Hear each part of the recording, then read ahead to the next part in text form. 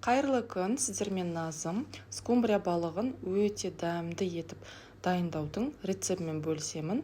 Менімен бірге соңына дейін болыңыздар. Балық сочный болып шығады. Көкөністермен бірге жегенде дәмі енді керемет. Алдымен қажетті көкөністерді жуып дайындап аламыз. Көкөністердің барлығын 4 бұрышты етіп турап, барлығын бір ыдысқа салып біріктіреміз. Өздеріңіздің қалауларыңыз бойынша кез келген көкөністерді қоссаңыздар болады, бірақ именно осы көкөністермен балықтың дәмі одан әрі дәмді болып шығады.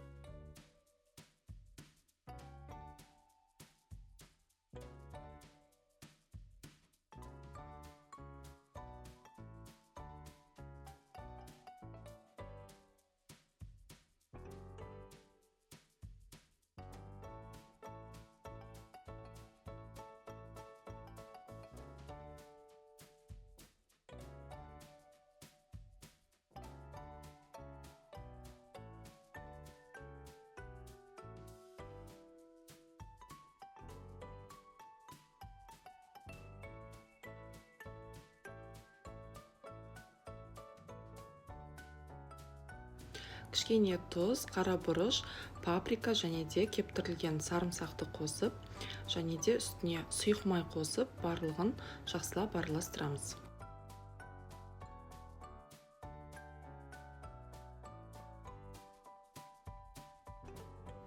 Балықты жақсылап жуып, басын кесіп алып тастаймыз. Ішіндегі қажет емес заттарын алып, тағы да жақсылап жуамыз. Тек скумбрия балығын емес, басқа да балықтарды, мысалы судак, сазан, дорада және де тағы да сол сияқты балықтарды дәл осылай көкөністермен духовкада пісірсеңіздер, күшті дәмді болып шығады.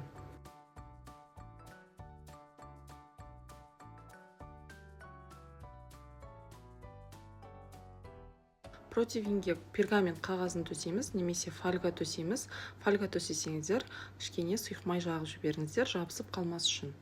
Балықтарды ортасына орналастырып, дәміне қарай тұз, қара бұрыш сеуіп, жарты сағатқа қойып қоямыз. Қалауларыңыз бойынша лимонды жұқалап кесіп, ішіне салсаңыздар болады, немесе лимонның согын құйсаңыздар болады, бірақ өзіме лимон қосқан онша ұнамайды, сол себепті қоспадым. Енді маринадта тұрған көкөністерді жан-жағына салып, біркелкі етіп орналастырамыз. 200 градуста қызып тұрған духовкада шамамен 20 минуттай бетін фольгамен жауып, пісуге 5-7 минут қалған кезде фольганы алып тастап, ары қарай пісіреміз. Балықтар көкөністермен бірге өте күшті болып, әдемі, сондай сочный болып пісті. Балықты бізге осылай картошкамен жеген ұнайды, сол себепті картошка пісірдім. Сондай-ақ гарниріне пюре жасасаңыздар да болады. Менің өзімнің авторлық рецептім бар. Өте күшті болып шығады. Сол рецептпен пюре ерекше болып шығады. Қазір экранға сілтемесі шығады. Сол арқылы қарап алсаңыздар болады. Мына тамақ, достар, енді өте керемет болды. Жолдасыма қатты ұнады.